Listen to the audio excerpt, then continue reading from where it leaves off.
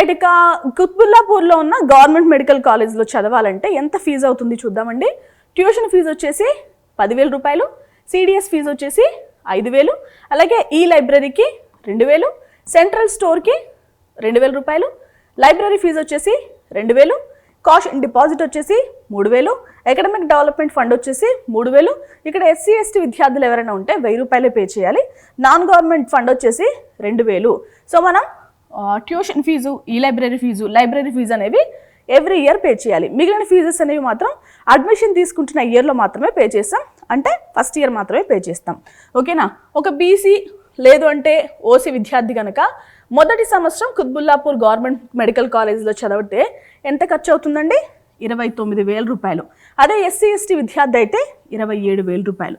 మనకి ఈ tuition fees ఇవి కాకుండా మనకి హాస్టల్కి కూడా ఫీజు పే చేయాల్సిన అవసరం ఉంటుంది. ఇవి కాకుండా ఇతరత్ర ఫీజులు ఏమైనా ఉంటే ఒక గవర్నమెంట్ మెడికల్ కాలేజ్ కదా, ఒక 10,000 లోపే ఉండే అవకాశం ఉంటుంది. ఓకేనా.